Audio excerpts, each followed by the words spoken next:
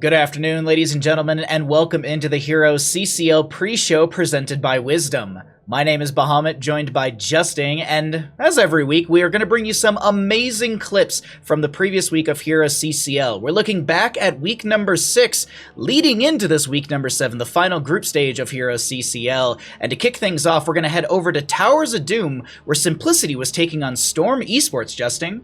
Yep, so we roll the clip, and this is a moment of desperation for Simplicity. It's game 5, and if they lose this altar, they lose the game.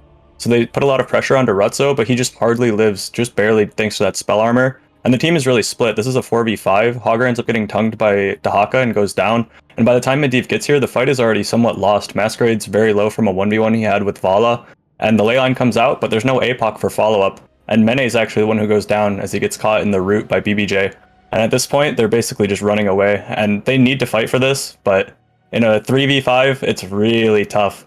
And now Diavolo goes down, the ley line comes out, but it's a little bit too late, and Brightwing's the only lone survivor, but their core is not, as it does go down to Storm Esports in their first loss of the season.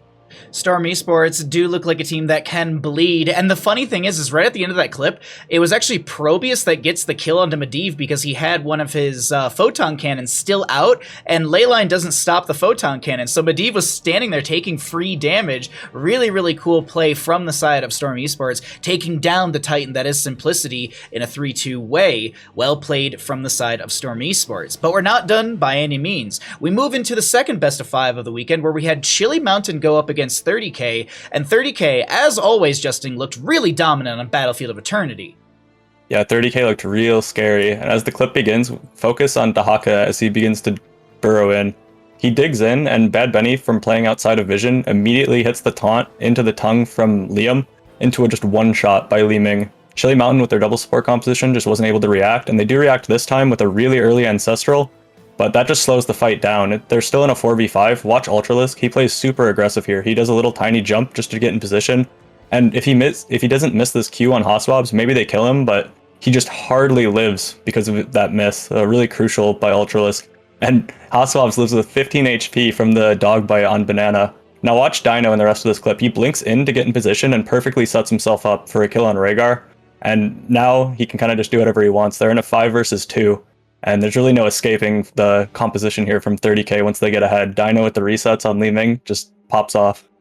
In the end of that series, it would be 30k beating out Chili Mountain in 3-1. And Chili Mountain did take a map off of the Titanic Force that is 30k, but we got to see also Rhaegar this past weekend. Some Probius, some Rhaegar. We're really seeing some meta shifts with a couple of these patch changes. Also, like Joanna being like top damage in a couple games here and there. But speaking of games, we had more games from this past weekend where Diamond Hands went up against Wildheart Esport on Tomb of the Spider Queen, and things got a little hectic and crazy in this clip.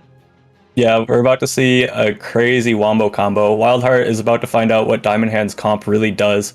Lupus looks for the engage, but it's onto Diablo. You get an immediate protect from Medivh, so nothing's going to be happening with him. But watch, Gotfilth takes the portal, gets the ley line into APOC, and Falling Sword comes out on top of it, and there's no recovering from an engage like this. Just a crazy wombo combo. Sirgling's trying his best with the Mephisto to do as much damage as he can, but it's really hard to do damage on Mephisto when your team has to retreat. You don't have a position to put yourself in for your E so that you can teleport back to safety, and he just has to teleport back into danger. As off of that incredible engage they had by Diamond Hands, they get a 4-for-1. 4-for-1 for the side of Diamond Hands. And we're not done talking about Diamond Hands. We'll circle back to them because they will be our top clip of the day when we go over to Alterac. But let's actually go over to Curse Hollow, another map with 2 bosses, as we had Granite Gaming up against Oxygen Esports. And Granite Gaming, they did put up a pretty good fight up against Oxygen this past weekend. Yeah, they were quite strong, especially later on in this game. This game was about the highlight of the game for Oxygen. They look to go on to Nazmaz, but he's got his roll. He rolls away. He's fine. While Oxygen starts rotating from the top side, they look at Swamp Garada. As soon as he teleports in, he gets taunted, knocked into the wall by Nazmaz, and there just isn't time to react for Heavy on the Brightwing. They hit the arrow, but the APOC is a little bit late, and all they hit is Heavy, who manages to get his Ancestral off on himself in time. So things still look a little bit okay here, but watch Draded. He jumps in, he jumps out, he gets the kill on the Skoog, and now Nazmaz comes in on the flank as well, hits the W, hits the rollout, and in combination with the Lunara Sylvanas, it's just too much damage, and it's a 5-for-1. But this was probably the best play for Oxygen in this game. After this, it was all Granite Gaming. Yeah, Granite Gaming, they did take a map off of Oxygen Esports, but it still will be Oxygen Esports beating them in a 3-1 way. And as I said, we didn't really find out that final score of Diamond Hands versus Wildheart because when we go over to Alterac Pass, we've had a couple boss plays this season, Justing, and this might, I don't know if it takes the cake, but it's definitely in my top 3 of boss plays.